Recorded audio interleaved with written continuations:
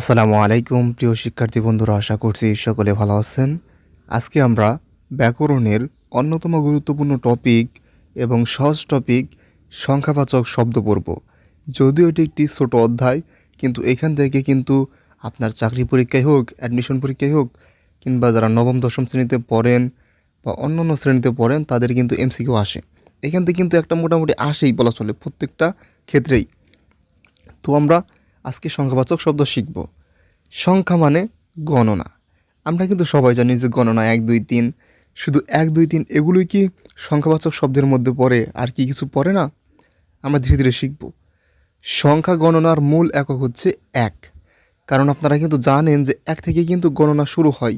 সেই জন্যে সংখ্যা গণনার মূল হচ্ছে 1 থেকে ধরা হয়, কারণ আপনি যে কোনো সংখ্যায় গুনুন না কেন 1 থেকে মূলত ধরা হবে। এরপর হচ্ছে সংখ্যাবাচক শব্দ কত প্রকার। সংখ্যাবাচক শব্দ হচ্ছে আপনার 4 প্রকার। কি কি? 1 অঙ্কবাচক, 2 পরিমাণবাচক বা গণনাবাচক, 3 ক্রমবাচক বা পূরণ বা পূর্ণবাচক এবং 4 হচ্ছে তারিখবাচক। এরপর যদি আমরা দেখি এই 4টির ভাগ, দেখুন প্রথমটা যদি একটু দেখুন তাহলে লক্ষ্য করবেন অঙ্ক বা সংখ্যা। সাধারণ যেগুলো আমরা মুখে মুখে যেগুলো বলি 1 2 3 4 5 6 7, একদম সাধারণ, এগুলো হচ্ছে কি আপনার অঙ্ক বা সংখ্যা, অঙ্ক বা সংখ্যাবাচক আর কি। এরপর হচ্ছে আপনার কি গণনাবাচক। গণনাবাচক কি? এই যে 1 2 3 4 5 6 7 এগুলো আমরা বলি না, এটা যখন মুখে বলবো তখন হচ্ছে আমাদের অঙ্ক, কিন্তু যখন এটা লিখবো মানে কথায় লিখবো এক কথায়, তো কথায় লিখলে সেটা হচ্ছে আপনার গণনাবাচক। এরপর যদি আমরা দেখি পূরণবাচক। পূরণবাচক কি? ওই 1 2 3 যেগুলো আমরা বলি, কিন্তু খেলাধুলায় যদি কেউ যদি ফার্স্ট সেকেন্ড থার্ড হয়, মানে প্রথম দ্বিতীয় তৃতীয় এরকমই বলে না, তো এটা হচ্ছে পূরণবাচক আপনার। প্রথম দ্বিতীয় তৃতীয় চতুর্থ পঞ্চম ষষ্ঠ সপ্তম অষ্টম নবম দশম, দশমের পর কি একাদশ দ্বাদশ ত্রয়োদশ চতুর্দশ পঞ্চদশ এরকমভাবে আর কি। এরপর হচ্ছে আপনার তারিখবাচক।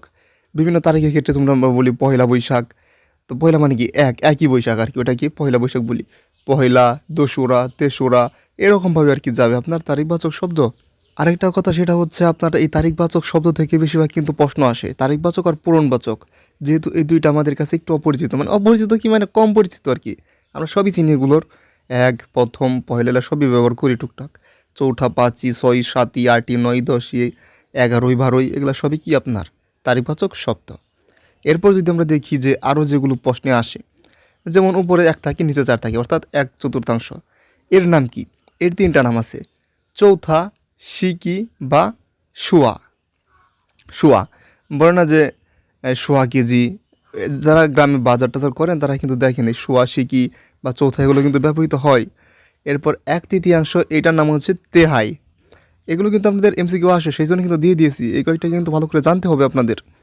আর 1/2 তো আপনারা জানেন আধা বা অর্ধ, একদম সহজ এটা। এরপর হচ্ছে 1/4, সেইটার নাম কি? বা এখানে ইংরেজিতে হয়ে গেছে আমার, এটা 1/4 হবে না, এটা হচ্ছে 1/8 আর কি।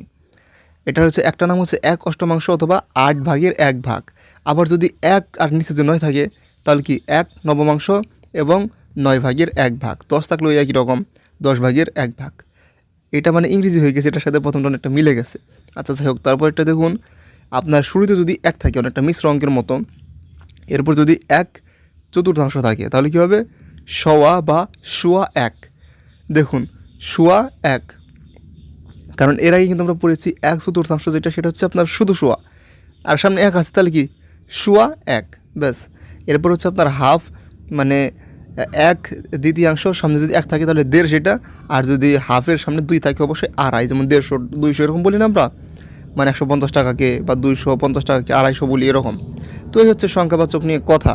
সংখ্যাবাচক শব্দ মোটামুটি আপনার এতটুকু জানলেই যথেষ্ট। ভিডিও শেষে আপনাদের কাছে একটা অনুরোধ থাকবে, যারা আমাদের চ্যানেলে নতুন তারা অবশ্যই আমাদের চ্যানেলটিকে সাবস্ক্রাইব করে পাশে বেল আইকনটি বাজিয়ে দেবেন, এটা আপনাদের প্রতি আশা করব।